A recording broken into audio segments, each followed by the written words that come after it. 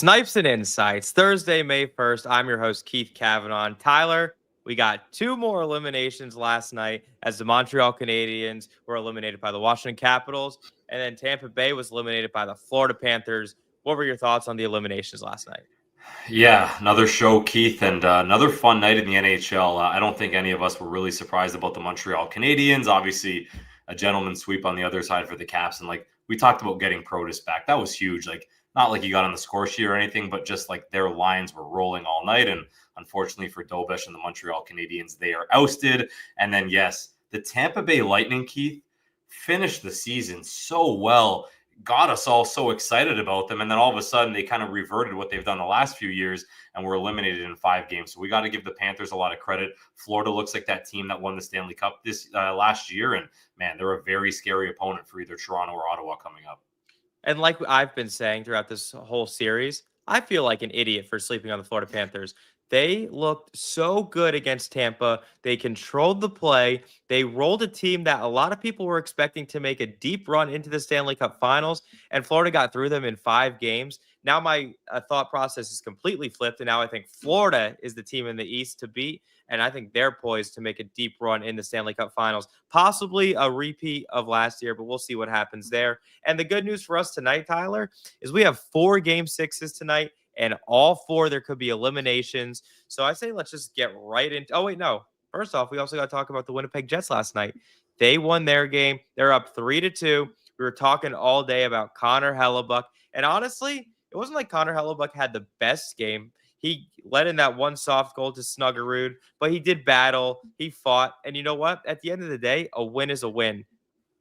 Yeah, a win is right. That's what Scott Arniel was happy about at the end of the game. And the Snuggerud goal, Keith, like I think we probably had the same reaction when that went, and we're like, uh-oh, like is this really going to happen at home in Winnipeg for Connor Hellebuck? But his team ended up scoring 5 goals. Your guy Adam Lowry scored into an empty net. So nice to see the captain get on the board. And they just got some clutch plays from Kyle Connor. How about Mason Appleton? 3 assists. Like he got high sticked on that first goal behind the net, got up, kicked the puck to Scheifele, got it in front of the net, and they score. So Appleton had a big game. The Jets look really, really good, and we'll see if Connor Hellebuck can bring them on to the second round. And unfortunately for the Winnipeg Jets, their top line center, Mark Scheifele, was injured. Seth, if we can roll that clip right here. Just not great for Scheifele. So right here, it's the hit. The Foxa hit is the one where they said he probably got injured. Although Scott Arniel wanted to say that it was on the Shen hit, and then the coaches had a little back and forth. But regardless, it's not good because they already ruled Mark Scheifele out for Game 6, which is a big loss for Winnipeg, and you're going to need some other guys to step it up.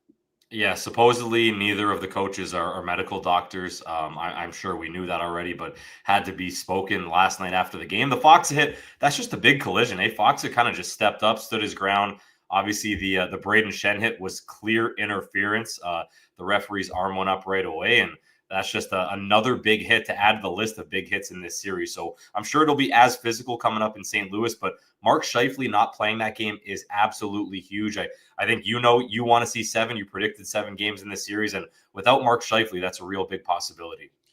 Yeah, we'll see what happens. I think tomorrow night is Game 6, so we'll see what happens in St. Louis. But let's get into the games tonight. Like I mentioned, we got 4 Game 6s, 4 series that are 3-2. Are we going to see 4 eliminations tonight? Are we going to see 4 teams push it to Game 7 and have an unbelievable slate of games on Saturday? Let's get right into it. We got the Toronto Maple Leafs and the Ottawa Senators. At one point, I didn't think the series was going to go 6 games, but here we are. Leafs started up 3-0. Now the Senators have clawed back and pushed the series 3-2. Back in Ottawa tonight, as Brady Tkachuk said, in Game 4, we're coming back. And guess what? The Ottawa Senators are back. Let's pull up the lines and the lineups for tonight. We got the Toronto Maple Leafs, a minus 101, actually a slight underdog tonight. And the Ottawa Senators are minus 116 on the money line. The over-under is 5.5. A little surprising with the cool bet lines tonight, only because in games 3 and 4, the Maple Leafs were about a minus 150, minus 160 favorite. And now I think what's priced in is not the skill set because the lineups haven't really changed. They're pricing in the fact that the Maple Leafs choke in the playoffs. unfortunately. If we want to look at the lines, there's not too much to look at here except Max Pacioretty. He's actually going to be bumped up from line 3 to line 2 tonight. Some Maple Leafs fans like that. Some Maple Leafs fans didn't like that. I saw some people calling they wanted Nick Robertson to draw into the lineup tonight, but unfortunately, he's not going to get in there. D pair looks the same. Max Domi is going to pop out to the wing there, and Holmberg's going to center that third line. Want to look at Ottawa, same group. No lineup changes, all mark in net, same D pairs, same forward lines. Anything stick out to you? I know you were talking about that Pacioretty a little bit, that some fans wanted that. If we look at Tavares and Nylander, they played most of their time in the regular season with number 67.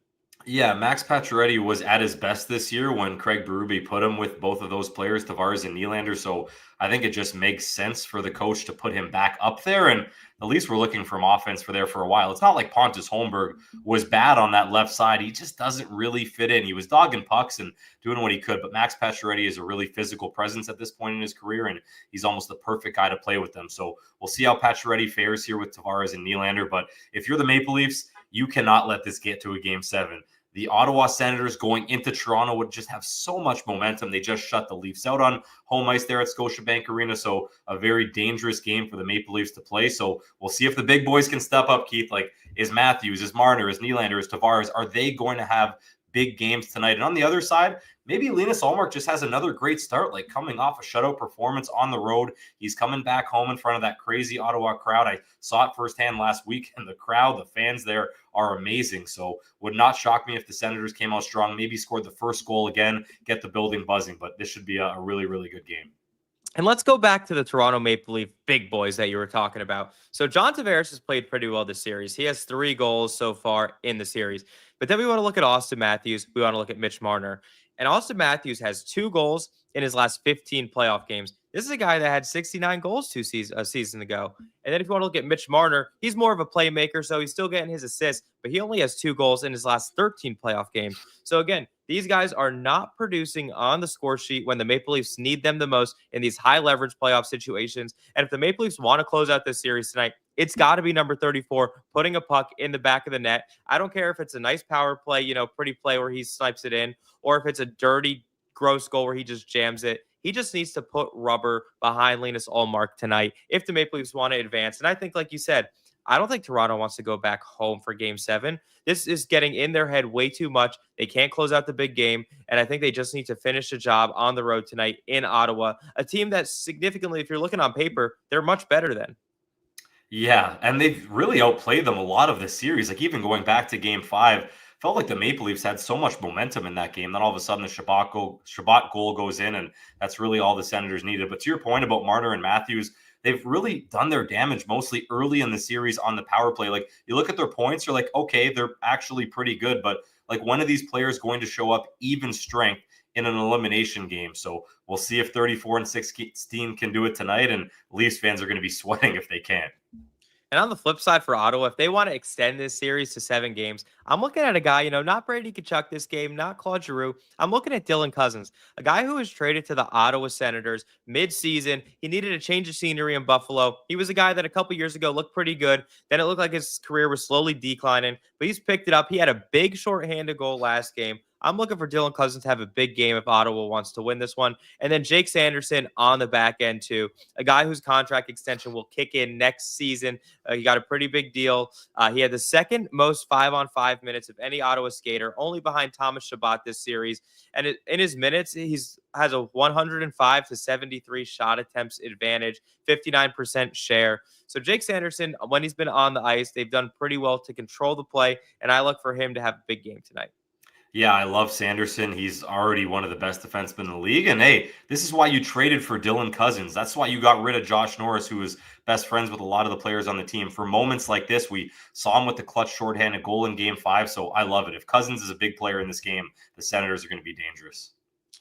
And let's keep it on moving. I'm excited for that game, probably the most, honestly, just because of the whole Maple Leaf backstory. But let's go to the next game. We got the Vegas Golden Knights and the Minnesota Wild. Vegas is up 3-2 in that series. If you want to take a look at the lines and the line combos, we have the Vegas Golden Knights are a pretty big favor on the road, minus 164 on the money line. The Minnesota Wild are plus 140. The over-under is set at 5.5. if we want to look at Vegas, unfortunately, Pavel Dorofeev, who's had a great regular season, 30-plus goals, he's injured tonight. So Victor Olofsson draws in on that second line. Stone is back to the top line with Eichel, but then Will Karlsson's on the left side. As we mentioned last episode, Eichel and Karlsson kind of flip-flop between center and wing. So we'll see how that kind of plays out. Also, they spread out their D pairs again. They spread out Theodore, Hanifin, and Pietrangelo on 3 separate pairings. So we'll see how that plays out. Aiden Hill in net. On the flip side for Minnesota, they're rolling with the same group. And it looks like Philip Gustafsson is going to be back in net. He got pulled last game because of an illness mid-game, and Fleury had to come in. But it looks like Gustafsson will get the start tonight. Yeah, that was a tough one for Gustafsson. Who knows what was going on with him in that intermission, but Marc-Andre Fleury came in and did what he could. Like, the Wild could have easily won that game on a bounce in overtime or something, but all of a sudden, boom, the Vegas Golden Knights win it in overtime, courtesy of Brett Howden. And you're mentioning the lines, like the Dorofeev injury is huge. They're calling him day-to-day, so if the Vegas Golden Knights move on, hopefully he's in one of the first couple games in round number 2, but they call him Victor Olofsson for a reason. Like, if Victor Olofsson could maybe do something, he was a healthy scratch when Tanner Pearson came in the lineup. Pearson, as you've seen, Keith, has actually been pretty good playing in the bottom 6. So maybe Victor Olofsson, this is his time. He scored some big goals for the Knights this season, and we'll see if Olofsson can help the Vegas Golden Knights get into round number 2. But that, I like the number, plus 140 for the Minnesota Wild. It'd be tempting not to take that. Especially at home. They had some success, obviously, in game 3, and then they almost won game 4, but it got pushed to overtime. So we'll see what happens there. But to me, like, for Minnesota, if they want to win this game and push it back to Vegas for game 7, will anyone besides Matt Boldy and Kirill Kaprizov get on the score sheet tonight? If you want to look at, Minnesota has had 17 goals in this series. 10 of them have been by the sticks of either Boldy or Kaprizov. They have 5 each. They're both tied for first in most playoff goals so far this season. But to me, I'm looking at some of the depth guys. Maybe Matt Zuccarello puts one in. Maybe Ryan Hartman, who got a goal called back last game, who was their top line center last year until Joel Eriksson kind of took over for that. So I looked to some of those guys, maybe someone like Marco Rossi, who's now on the 4th line, but he's a young guy, high-end draft pick. Maybe he puts one in tonight. But to me, like, I'm looking for the Minnesota depth players to make an impact if they want to win this game. Yeah, I wouldn't mind a little Yakov Trenin or Justin Brazeau sprinkled in there. Like, John Hines relies on their skill and their forecheck, but we know they can score goals. Brazeau did it in Boston. Yakov Trenin did it in Nashville. So if it's not one of the guys you mentioned, it maybe is one of those guys. But it's going to be a tough game for Minnesota. Like, Vegas does not want to go back to T-Mobile Arena for a game 7. We know anything can happen, and we know the history. We talk about the history of the Maple Leafs losing. It's kind of the same thing with the Minnesota Wild in round 1s in the postseason, so they don't want another early exit, but this Vegas Golden Knights team, I think they're going to come out hot tonight. And the good news for Minnesota is, like, next season, they're out of their salary cap hell. If we're looking at PuckPedia, they no longer have the buyouts to Ryan Suter and Zach Parise on their books, which accounted for about $14 million in cap space this season. So once they're free of that, then they'll be able to make some moves to really bolster this roster, which is already good with those penalties on their books. But to me, too, on the flip side for Vegas, if they're going to close it out tonight, the big dogs are going to be barking. And last game they were, if we want to look at Jack Eichel and Mark Stone, they had 3 points combined. And if Vegas closes out tonight, I think it's those two again. That top line is going to do some damage. Yeah, I don't know if I'm brave enough to call another Mark Stone goal, but it's got to be Stone and Eichel in a crucial game where you can move on to the next round. So we'll see if it's one of them. But, like, I still like Victor Olofsson tonight. He's got something to prove. He wants to stick in the lineup, and maybe Olofsson scores a big goal tonight for Vegas. I like that call. We'll see if that happens tonight. That's the second game on the schedule. Now we go through the next 2, and these are my 2 favorite series overall. But like I said, Toronto is my favorite game for tonight. But let's get into Dallas and Colorado. This heavyweight slugfest, game 6. If you want to pull up the lines and lineup combos, we got the Dallas Stars are a pretty heavy underdog tonight, plus 162. Colorado at home, minus 192 on the money line. Season on the line for the Avalanche, down 3-2 in the series. The over-under is set at 6.5 on Coolbet. I would love to see a shootout in this game tonight.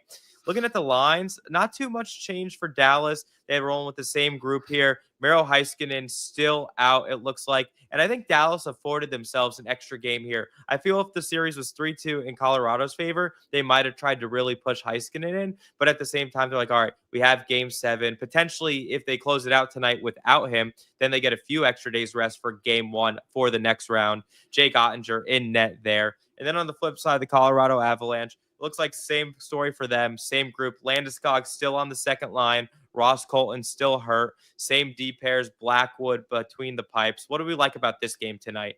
I like the fact that Dallas has Jake Oettinger, and you have a chance to do this on the road, eliminate the Colorado Avalanche. Like Jake Ottinger's got to be a huge X factor here for Dallas if they want to win and move on to round number 2. But as you said, like this could be a shootout. Maybe Blackwood and Ottinger don't have great games, and all of a sudden the big players on either side show up. I think that would be the best case scenario for us viewers watching a game 6 here in Denver. So we'll see who steps up. Like maybe Yoel Kiviranta against his former team.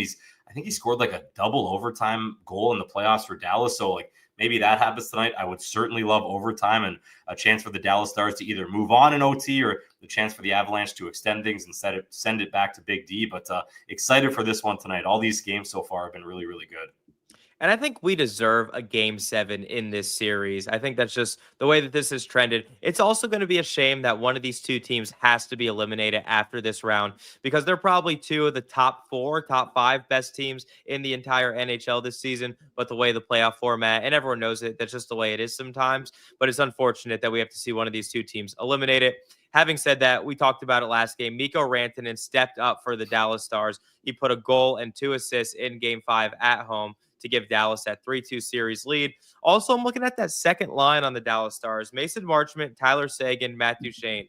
They have the most 5v5 minutes of any Dallas Stars forward group, and they have a 60% expected goal share. So they've been winning their minutes and playing the most at 5-on-5 together. So that's a line that I really look to. If Dallas wants to close it out tonight, I think that they're going to have a big game.